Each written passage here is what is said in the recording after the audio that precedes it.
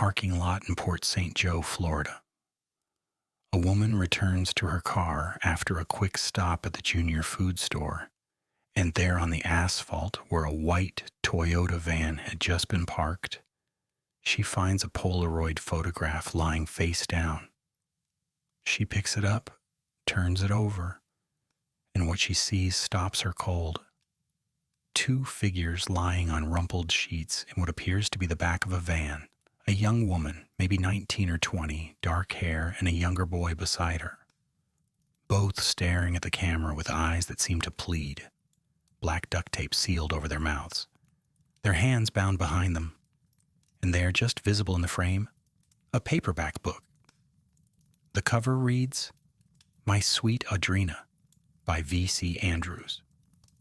9 months earlier and 1,500 miles away, a 19-year-old college student named Tara Calico had left her home in Belen, New Mexico, for her daily bike ride. She pedaled away on a bright pink Huffy bicycle at 9:30 that September morning, telling her mother with a smile, "Come get me if I'm not home by noon." She never made it home. The bicycle disappeared. Tara disappeared. And then this photograph appeared in a Florida parking lot. And Tara's mother looked at that image and said with absolute certainty, "That's my daughter." She recognized a scar on the woman's leg, identical to one Tara had from a car accident.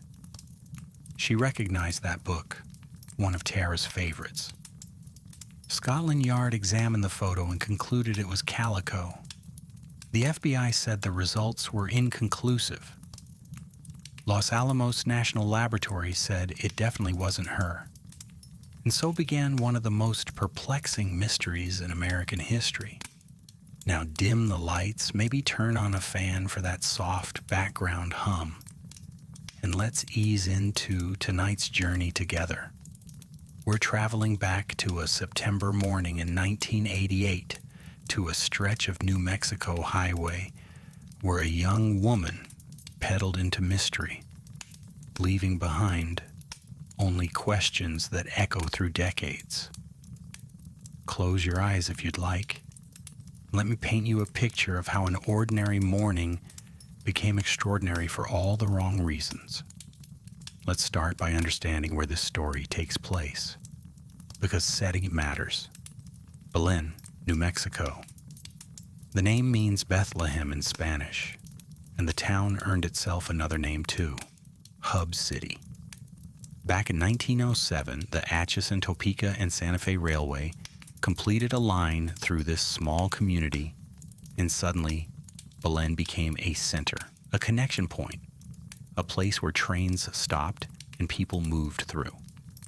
By 1988, it was home to maybe 6,000 or 7,000 people, the kind of place where generations of families knew each other, where the Harvey House restaurant still stood as a reminder of when railroad travelers would stop for a meal served by the famous Harvey girls in their crisp uniforms. The town sits in Valencia County, about 30 miles south of Albuquerque, in that vast stretch of central New Mexico where the landscape opens up into something that feels both beautiful and lonely. The Rio Grande flows nearby. To the east, the Manzano Mountains rise up against the sky, but mostly what you see is desert, sagebrush, long views that stretch for miles.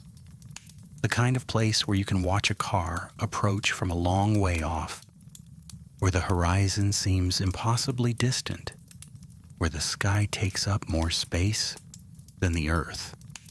Highway 47 cuts through this landscape like a ribbon of asphalt laid across sand and scrub. It's a 2-lane road, the kind where you might pass a pickup truck hauling hay, or a family sedan heading to Albuquerque. But for long stretches, you might not pass anyone at all. In 1988, it was even quieter. This was before the area grew, before the sprawl reached down from Albuquerque, before traffic became something to worry about. Back then, Highway 47 was the kind of road where a cyclist could ride for miles, hearing nothing but the wind and the sound of tires on pavement. This was small-town America in the late 80s. The Cold War was winding down, though nobody knew it yet. Ronald Reagan was finishing his presidency. George H.W. Bush would win election that November. MTV played music videos. People still used payphones.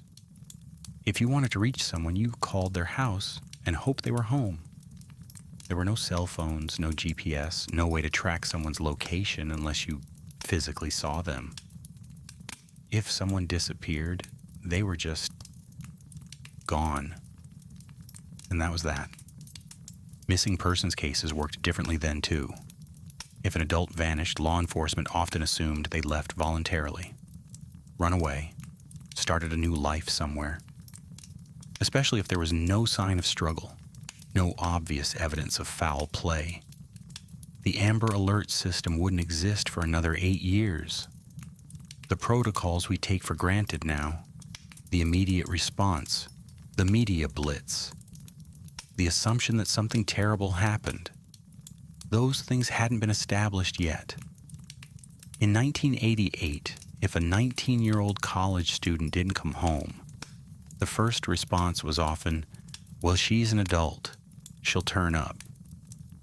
But this is a place you have to understand where people felt safe. Doors went unlocked. Kids played outside until dark.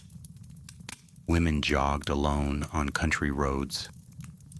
It was rural New Mexico, where your neighbors looked out for you, where crime meant maybe some teenagers getting into mischief, where the biggest dangers felt like they came from nature, heat, and rattlesnakes and flash floods, not from other people. There was a trust in the air, a sense that this was home and home was safe. Of course, that sense of safety could be an illusion. Even in small towns, even in places where everyone knows everyone, darkness exists. It just hides better in familiar faces and trusted routines. Tara was born on February 28, 1969. By September of 1988, she was 19 years old, standing at the threshold of her adult life with everything ahead of her. She'd grown up in this area, gone to Belen High School, graduated with good grades, and a reputation as someone friendly, outgoing, easy to get along with. The kind of person who had lots of friends, who smiled easily, who seemed comfortable in her own skin. Her family had been through changes. Her biological parents divorced when she was young, and her mother Patty remarried a man named John Dole, who raised Tara as his own daughter. She had siblings, an older brother named Chris, a stepsister named Michelle, others. The family lived on Brugge Street in the Rio Communities area, close enough to Belen that it all felt like one community. They were a close family, the kind where you checked in, where you knew each other's schedules, where if someone was late, you noticed. Physically, Tara was 5'7", about 120 pounds, athletic from all that cycling. She had brown hair with a distinctive feature, a cowlick at her right temple that made her hair swirl in a particular way. Her eyes were green. She had scars, the kind that come from living an active life. A large scar on the back of her right shoulder, another scar on her calf from a car accident sometime before, a dime-sized brown birthmark on the back of one of her legs. Small details that would become crucial later when people tried to identify her from a photograph. She was a student at the University of New Mexico at Valencia, the local campus, studying psychology. She had ambitions to become a psychiatrist or a psychologist, drawn to understanding how the mind works, what makes people who they are. It's the kind of career choice that suggests someone thoughtful, someone interested in helping others navigate their inner landscapes. She was a good student, maintained a high grade point average, balanced her coursework with a part-time job at the First National Bank of Belen. She was building a life carefully, deliberately, the way 19-year-olds do when they're trying to figure out who they'll become. But Tara wasn't all books and work. She was an athlete, passionate about fitness, and her primary love was cycling. Not just casual rides around the neighborhood, but serious distance cycling. She had a route she rode regularly, a 36-mile loop that took her south on Highway 47, down toward where it intersected with Highway 60, and then back again. 36 miles. Most people can't fathom riding that far on a bicycle. It would take 2 hours, maybe a bit more, depending on pace and wind. But Tara did it almost every day. Rain or shine, hot or cool, she'd be out there on her bike, headphones on, music playing, legs pumping, breathing in that high desert air. For a while, her mother Patty had ridden with her. The two of them would go out together, mother and daughter sharing those morning hours, talking or riding in comfortable silence. But then something happened that changed things. Patty began to feel like they were being followed, watched, stalked. Some motorist on Highway 47 who seemed to appear too often, who drove too slowly behind them, who made the hair on the back of Patty's neck stand up. She couldn't shake the feeling that someone was paying too much attention to them out there on that lonely road. Patty stopped riding with Tara. She tried to convince her daughter to be more careful, suggested she carry mace, some kind of protection. But Tara brushed it off. She was 19, independent, confident. This was her routine, her route. She'd ridden it hundreds of times. She knew every curve, every landmark. She wasn't going to let vague fears keep her from something she loved. So she kept riding alone, kept following that same path, kept trusting that the familiar was safe. Looking back, as we always do when something goes wrong, that trust seems tragic. But in the moment, it probably felt reasonable. How many times had she ridden that route without incident? How many mornings had she left at 9:30 and returned by noon, sun-warmed and tired and satisfied? 1,000 small choices accumulate into a routine, and routine breeds a sense of security. Until the day it doesn't. Tara had a boyfriend. She had plans that day, that Tuesday, September 20th. After her bike ride, she was supposed to play tennis with him at 12:30. Then she had a class at 4 that afternoon. A full day mapped out, the ordinary architecture of a college student's life. Work, school, exercise, social time, everything in its place. And she loved to read. Her favorite author was V.C. Andrews, the Gothic novelist who wrote about dark family secrets and young women trapped in impossible situations.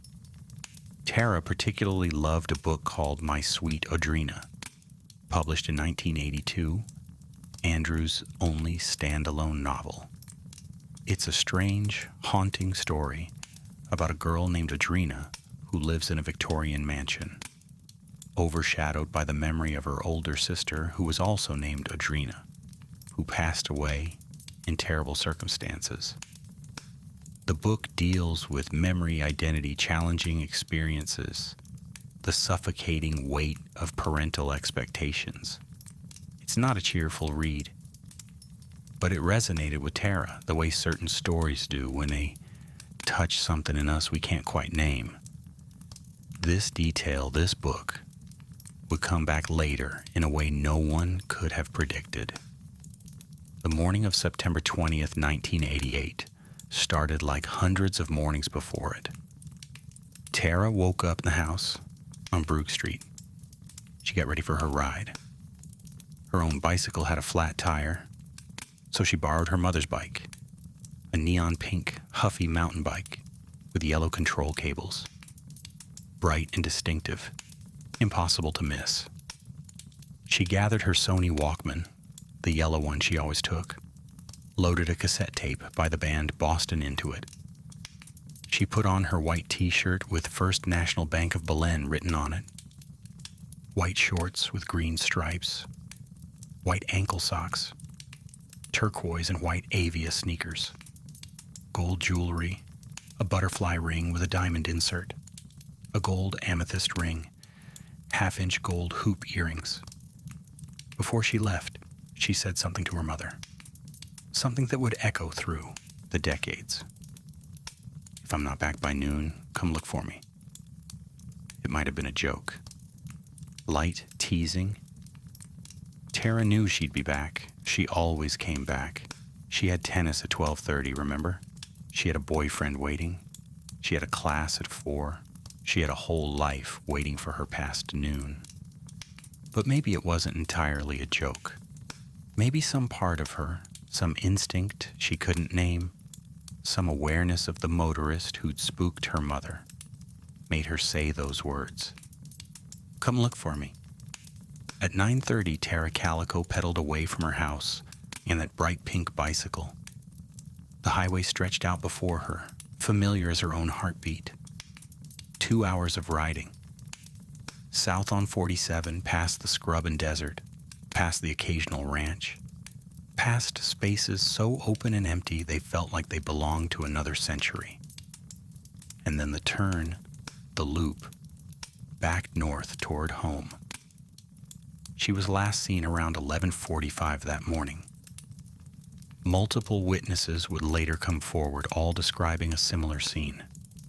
A young woman on a pink bicycle riding along Highway 47. And behind her, following close, a pickup truck. Dirty white or light gray in color. A 1953 Ford pickup with a white handmade camper shell. The truck stayed behind her, matching her pace. 10 miles per hour in a 55 mile per hour zone. 20 feet directly behind her sometimes, witnesses said. Half on the road, half off. One witness in particular noticed it. The sight was unusual enough, disturbing enough, that it stuck in memory.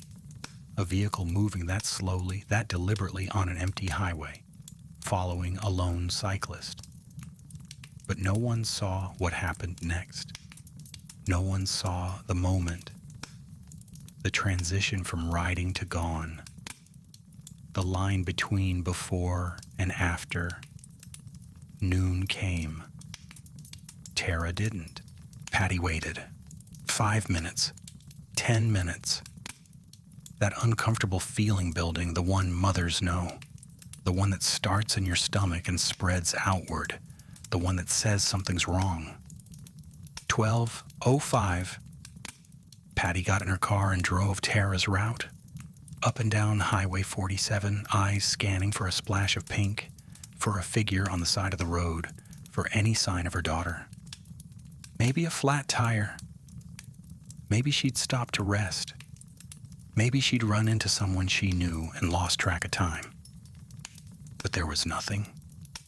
No Tara, no bicycle, no explanation. By 12:30, Patty was home again, hoping Tara had somehow slipped past her, taken a different route, was waiting at the house. But the house was empty. Patty called the Valencia County Sheriff's Office, made a missing person report, described her daughter, described the bicycle, described the route. And just like that, a search began. Officers responded. They drove the route. They looked. But Highway 47 is long and empty. And there are 1,000 places a person could be, 1,000 dirt roads leading off into nowhere, 1,000 stretches of desert where something could be hidden. The next day, the search expanded. Local police, state police, hundreds of volunteers on foot, on horseback, on four-wheelers, in planes. They combed the area around Highway 47, calling Tara's name, looking for any trace. And then Patty found something. 3 miles from the house, on the opposite side of the highway, from the direction Tara would have been riding home, a cassette tape. The Boston tape. The one Tara had been listening to. It was lying by the side of the road as if it had been dropped, or thrown or left as a marker. Based on what we know, it's possible that Tara deliberately discarded it, trying to leave a trail. The location suggested that much. Wrong side of the highway, wrong direction. As if she'd been trying to signal. Later, about 19 miles from Highway 47, near the remote John F. Kennedy campground, someone found part of Tara's yellow Sony Walkman. The small, cracked plastic window of it. Another breadcrumb in a trail that went nowhere. Searchers found more. Bicycle tracks on the north side of the shoulder of Highway 47, near where the cassette tape was found. Tracks that suggested a scuffle. Tire tracks from a vehicle. An oil slick on the pavement. Signs that something had happened here, that Tara hadn't just ridden away of her own accord. But they didn't find Tara. They didn't find the bicycle. They didn't find the answers Patty needed. Days turned into weeks. The search continued, but hope began to thin.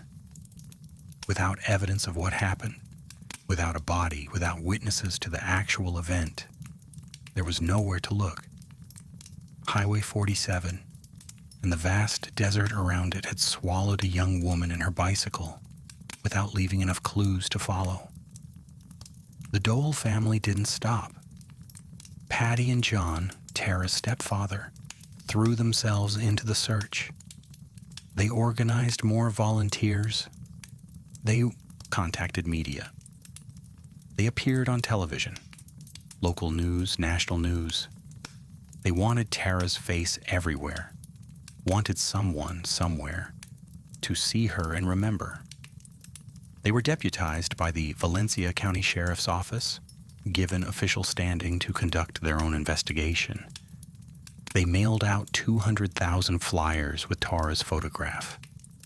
They contacted law enforcement agencies around the world. They prayed. They hoped. They refused to believe that Tara was simply gone forever. And then, 9 months later, something happened that changed everything. June 15th, 1989. Port St. Joe, Florida. 1,500 miles from Belen, New Mexico. A completely different state, a completely different climate, a completely different world. A woman pulled into the parking lot of the junior food store. It was a routine stop, nothing special. She parked her car, noticed a white Toyota cargo van in the next space. Windowless. A sliding door on the side. She went inside, did her shopping, came back out. The van was gone, but on the asphalt where it had been parked, lying face down, was a Polaroid photograph. She picked it up, turned it over, and stopped breathing. 2 figures. A young woman with dark hair lying on rumpled sheets in what appeared to be the back of a vehicle. Beside her, a younger boy, maybe 9 or 10. Both had their hands bound behind their backs. Both had black duct tape covering their mouths. Both stared at the camera with expressions that conveyed fear, pleading, desperation. And there, visible in the frame, a paperback book. My Sweet Adrena by V.C. Andrews, a plastic cup, a squirt gun, a blue striped pillow. The woman took the photograph to the police. Port St. Joe was a small community, about 10,000 people. This wasn't something they saw every day. Officers looked at the photo and immediately understood its significance. This wasn't a game. This wasn't staged. This was evidence of something terrible. They tried to find the van, set up roadblocks, search the area, but the vehicle was gone. The driver, a man with a mustache who appeared to be in his 30s, according to the woman who'd found the photo, had vanished. Polaroid officials examined the photograph. They could tell from the type of film that it had to have been taken after May 1989. This was recent. Very recent. The photo was broadcast on A Current Affair in July. A national audience saw those two bound figures, saw the desperation in their eyes, and people started calling in. Friends of the Doyle family in New Mexico saw the show. They looked at that young woman in the photograph and thought, that looks like Tara. They called Patty. Patty saw the broadcast, saw the photograph, and she was convinced, absolutely convinced, that was her daughter. She could see it in the woman's features, in the shape of her face, accounting for time and growth and the lack of makeup. She could see a mark on the woman's leg, a discolored patch on the right calf, in exactly the spot where Tara had a scar from a car accident. And there was the book, My Sweet Audrina, Tara's favorite. Not a common book, not something you'd see everywhere. What were the chances? Another family saw the broadcast too, the Henleys, from New Mexico. Their son Michael had disappeared in April 1988, 7 months before Tara vanished. He'd been on a camping trip with his father in the Zuni Mountains, about 75 miles from where Tara disappeared. Michael was 9 years old. He'd wandered away from the campsite and never came back. Michael's mother looked at the boy in the photograph and was almost certain it was her son. Both families met with investigators. Both families examined the Polaroid more closely. Both families believed, with varying degrees of certainty, that they were looking at their missing children. The photograph went through analysis, multiple analyses actually, and here's where it gets complicated. Scotland Yard examined it. Their conclusion: the woman in the photograph was Tara Calico. The Valencia County District Attorney sent it to Los Alamos National Laboratory for a second opinion. A forensic scientist there analyzed it carefully and concluded, the woman is definitely not Tara. The FBI conducted their own analysis, their conclusion inconclusive. They couldn't determine one way or the other. 3 different expert analyses. 3 different conclusions. How is that possible? Facial comparison technology in 1989 wasn't what it is now. There was no artificial intelligence, no sophisticated computer matching. Experts looked at measurements, proportions, distinctive features, and what one expert saw as a match, another saw as a difference. The scar was compelling. Patty pointed it out to investigators. Tara had a scar on her right calf from a car accident. The woman in the photograph had a mark in the same location, but was it the same scar? Could lighting or angle make a scar appear where none existed? The experts disagreed. The book was compelling too. My Sweet Audrina was one of Tara's favorites. But it wasn't an obscure book. Thousands of people had read it. Its presence in the photograph could be coincidence, or it could be deliberate, a message from Tara showing something identifiable. The cowlick at the right temple, that distinctive way Tara's hair swirled. Some analysts thought they could see it in the photograph. Others weren't sure. The debate continues to this day. Is the woman in the photograph Tara Calico? For Patty, there was no debate. She looked at that image and she saw her daughter. She believed it until the day she passed away. But the boy in the photograph, that question got answered. Michael Henley's remains were found in June 1990 in the Zuni Mountains, about 7 miles from the campsite where he disappeared 2 years earlier. The cause of death was believed to be hypothermia and exposure. It appears he wandered off, got lost, and couldn't survive the wilderness. There was no evidence of foul play, no evidence of anyone else being involved, which meant the boy in the Polaroid wasn't Michael Henley. It couldn't be. Michael had already passed away by the time that photograph was taken. So if the boy wasn't Michael, who was he? And if the boy wasn't who we thought he was, how confident can we be that the woman is Tara? The photograph raised more questions than it answered. But it also reignited public interest in Tara's case. Suddenly everyone was talking about the young woman from Belen who'd vanished on a bike ride. The photograph made the case national, then international. People around the world saw those bound figures and wondered what happened. 2 more Polaroid photographs surfaced in the years after the first one. The second was found near a construction site in Montecito, California, on July 19, 1989, about a month after the Port St. Joe photograph. This one was blurry, harder to make out, but it showed a girl's face with tape covering her mouth. Light blue striped fabric behind her, similar to the pillow in the first photo. The photograph was taken on film that wasn't available until June 1989. Patty looked at it and thought it might be Tara. The girl appeared to have a cowlick at the right temple. She seemed to have a lazy eye, something Tara had. But the image was too blurry to be certain. The third photograph showed a woman loosely bound in gauze, wearing large black-framed glasses, her eyes covered.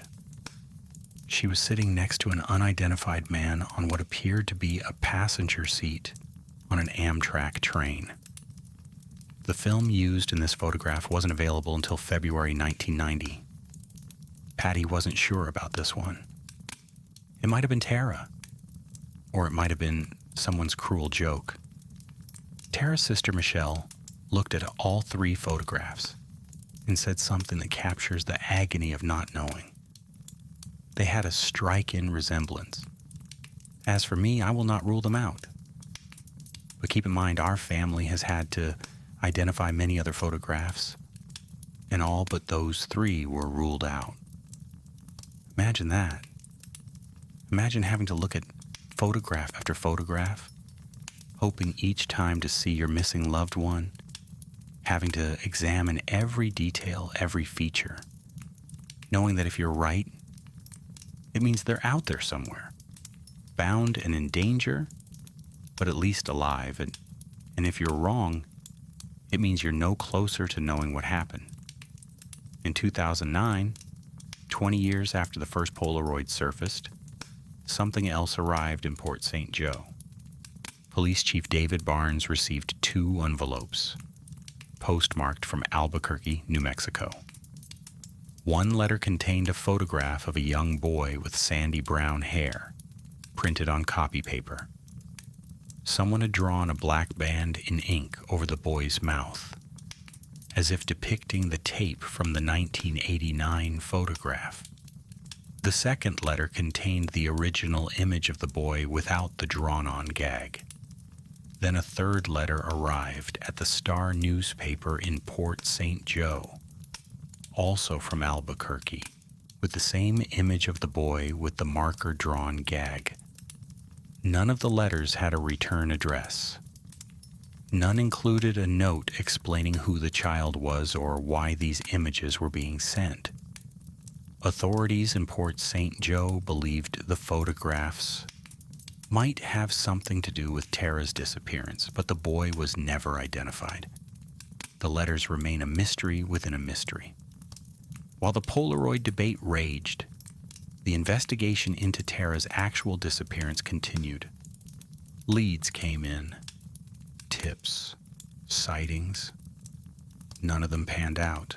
In 1998, a judge declared Tara officially deceased, The death was ruled a homicide, a legal designation necessary for certain purposes but meaningless to a family that still didn't know what happened. In August 1993, the Calico family received a tip from a woman who described herself as sincere and concerned. She'd heard the sound of digging the day after Tara's disappearance at a site about 7 miles south of Belen. Authorities conducted excavations at the location using backhoes. They found nothing. In 2008, 20 years after Tara vanished, Valencia County Sheriff Rene Rivera made a startling announcement. He said he'd received information about what happened to Tara. According to this theory, 2 teenagers had accidentally struck Tara with a truck while she was on her bike ride. They panicked. They were young, scared, and they knew Tara. Instead of calling for help, instead of reporting the accident, they covered it up. Tara passed away, and they hid what had happened. Rivera stated that he knew the names of those involved. But without a body, without physical evidence, he couldn't build a case strong enough for charges. He suggested that the boys' families might have been involved in the cover-up. Rivera's announcement caused an uproar. Tara's stepfather, John Dole, was furious. Why make such an announcement if you're not going to arrest anyone? Why name a theory publicly without the evidence to back it up? There were rumors, whispers in the tight-knit Belen community that one of the teenagers involved was the son of a prominent law enforcement official. That connections and influence had kept the truth buried. Sheriff Rivera and his son have since passed away, and the theory was formally investigated but never proven. Melinda Esquivel, who'd known Tara from the Belen High School marching band, heard about Rivera's statement and started asking questions. She was told by old friends, "Oh, Melinda, the whole town knows who did it." But knowing and proving are different things. Rumors and speculation don't lead to arrests or convictions. Melinda teamed up with Michelle Dole, Tara's younger sister, to continue the search. They created a website, a Facebook page, a podcast called Vanished: The Tara Calico Investigation that's been downloaded over 1 million times. They've kept Tara's story alive, kept pressure on law enforcement, kept the case visible. In September 2021, the Valencia County Sheriff's Office and New Mexico State Police issued a statement. They had a new lead. A sealed warrant had been issued for an unknown private residence in Valencia County. They couldn't provide details, but the investigation was active again. On June 13th, 2023, Sheriff Denise Vigil held a press conference that brought new hope. After 35 years, the investigation had reached a critical point. At this time, law enforcement believes there is sufficient evidence to submit this investigation to the district attorney's office for review of potential charges, Vigil announced. The identities and specifics of the persons of interest remain sealed by court order. The investigation is with the district attorney now, which means somewhere in that 35-year accumulation of evidence, tips, witness statements, and forensic analysis, something concrete enough emerged to move forward. But no arrests have been made yet. No charges have been filed. And Tara remains missing. Patty Dole never got the answer she needed. She never stopped looking for her daughter. After the initial investigation, after the media attention faded, after years of dead ends and false hope, Patty and John moved to Florida in 2003. A fresh start, maybe. A chance to be somewhere that didn't remind them of Tara every single day. But moving didn't help. How could it? Tara's absence traveled with them, Patty suffered a series of strokes. Her health deteriorated. Her legs stopped working. Her speech became difficult. She could communicate through a message board for a while, but eventually even that became impossible as her cognitive abilities faded. She spent her last days in a retirement home in Port Charlotte, Florida, looking out at the water. And every time a cyclist rode past, every single time, Patty's damaged mind thought, Tara? John would have to explain gently, repeatedly, that it wasn't Tara, that the person on the bicycle was too old or too young or the wrong build or 100 other small differences that made it clear this wasn't their daughter coming home. Patty was looking for Tara right to the end, John said. Patty passed away on May 11th, 2006, at the age of 64, from complications from her strokes. She'd kept a room for Tara all those years, wherever they lived. Tara's Christmas presents and birthday presents accumulated in that room, unopened, waiting for a homecoming that never happened. Tara's biological father, David Calico, died in 2002 after being assaulted in Albuquerque. John Dole passed away in 2022. The generation that knew Tara best, that loved her most, that held her as a baby and watched her grow into a young woman, that generation is gone now. But Tara's siblings remain, Michelle and Chris and the others. They continue the search. They continue to hope. They continue to push for answers. The FBI continues to offer a $20,000 reward for information leading to Tara's location or the identification and conviction of those responsible for her disappearance. The Valencia County Sheriff's Office continues to investigate. The case remains open. So what happened to Tara Calico? 37 years later, we still don't know for certain, but we can piece together some things based on the evidence, the witness statements, the patterns that emerged. Multiple witnesses saw a Ford pickup truck following Tara on Highway 47, following too close, moving too slow, behaving in a way that suggested the driver's attention was entirely on the young woman on the bicycle. Pieces of Tara's Walkman and her cassette tape were found scattered along the route in locations that suggest they were discarded deliberately, possibly by Tara herself, trying to leave a trail. Bicycle tracks and vehicle tire tracks were found at a location that suggested some kind of confrontation or struggle occurred. And then nothing. No bicycle, no Tara. No physical evidence beyond those few scattered items. The most likely scenario, based on what we know, is that someone in that pickup truck did something. Whether it was an accident that got covered up, as Sheriff Rivera suggested, or something more deliberate, we can't say for certain. But the presence of that truck, following so closely, behaving so strangely, and Tara's disappearance shortly after being seen with it behind her, those facts connect.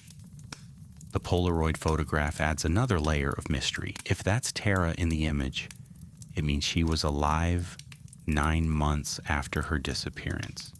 It means she was being held somewhere. It means the pickup truck scenario might not be the whole story, or might not be the story at all. But if it's not Tara in the photograph, if Scotland Yard got it wrong and Los Alamos got it right, then the photograph is a horrible coincidence. A young woman who happens to look like Tara, who happens to have a mark on her leg in the same place as Tara's scar, who happens to be with a book by Tara's favorite author, captured in a moment of terror and held captive by someone. That woman, whoever she is, also deserves to be found and identified. That boy, whoever he is, also deserves justice. The truth is, we may never know what happened in those missing hours on September 20th, 1988. The people who know if they're still alive have kept silent for 37 years. The evidence that might prove one theory or another remains hidden, possibly forever. But cases like this, they don't really close. They just wait. They wait for someone's conscience to become unbearable. They wait for a deathbed confession. They wait for new technology to extract information from old evidence. They wait for the right detail, the right connection to finally click into place. Tara's family has waited 37 years. They've watched the world change completely around them while this one question remains frozen in time. What happened to Tara? Michelle Dole keeps her sister's memory alive through the website, through the Facebook page, through continued advocacy. She knows, realistically, that after so many years, the chances of finding Tara alive are almost non-existent. But knowing that and accepting it are different things. And there's still the matter of justice, of accountability, of giving Tara a proper burial if her remains are ever found. The case has been assigned to District Attorney Barbara Romo, who serves Valencia, Sandoval, and Cibola counties. She has the evidence now. Whatever evidence law enforcement believes is sufficient to pursue charges. We wait to see what happens next. Highway 47 still stretches through Valencia County, New Mexico. The landscape hasn't changed much since 1988. The desert is still there, vast and quiet. The mountains still rise on the horizon. The sky is still that particular shade of blue you only find in the high desert southwest. People still cycle that route. Morning riders drawn to the empty road, the long views, the sense of space. Maybe they think about Tara when they ride it, or maybe they don't. Maybe the road is just a road to them, beautiful and challenging and entirely ordinary. But for those who know the story, Highway 47 can never be just a road. It's the place where a young woman pedaled into mystery on a September morning, where an ordinary routine became an extraordinary tragedy, where questions began that have never been answered. 37 years is a long time to wait for truth. It's most of a lifetime. The people who were young when Tara disappeared are now middle-aged or older. The children born that year are adults now with children of their own. The world has changed completely multiple times over. We went from a world without internet to a world where everyone carries computers in their pockets. We went from analog to digital, from isolated to connected, from a time when disappearing was relatively easy to a time when it seems almost impossible. And yet Tara remains missing. The bicycle remains missing. The answers remain just out of reach. If you know something, anything about what happened to Tara Calico, the Valencia County Sheriff's Office wants to hear from you. The FBI wants to hear from you. The family wants to hear from you. There's a $20,000 reward, yes, but more than that, there's a chance to give closure, to do the right thing, to release yourself from whatever weight you've been carrying all these years. Even if you don't think what you know is important, even if it seems like a small detail, an overheard conversation, a suspicion you've never voiced, it might be the piece that completes the picture. It might be the thing that brings Tara home. For those of you listening who've stayed with me through this whole story, thank you.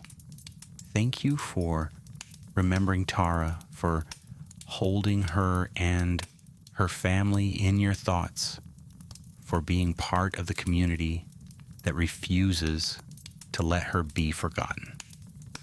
That matters more than you might realize. If you found value in this deep dive, I'd appreciate a like or a subscribe. It helps the channel, yes, but more importantly, it helps spread awareness of cases like this. Keeps them visible, keeps the pressure on for resolution. Drop a comment with where you're listening from. I always love seeing how far these stories travel, how many different places and time zones we're connecting across. And if you're interested in more mysteries, more cases that haunt the American landscape and the American consciousness, well, there are plenty more to explore. Subscribe so you don't miss them. I'll be here, turning on the light in dark corners, asking questions that need asking, remembering people who need remembering. For now, as the night deepens wherever you are, as your eyes grow heavy and sleep begins to pull you under, let me leave you with this thought. Tara Calico was 19 years old. She was someone's daughter, someone's sister, someone's friend. She had dreams and plans and a whole life ahead of her. On a September morning in 1988, she rode her bicycle into mystery and she never came home. But she's not forgotten. She's remembered. Her story is told. And somewhere, maybe, the truth waits to be found. Sleep well and remember, behind every unsolved mystery is a real person, a real family, real grief that doesn't fade with time. The answers are out there. They always have been. Good night.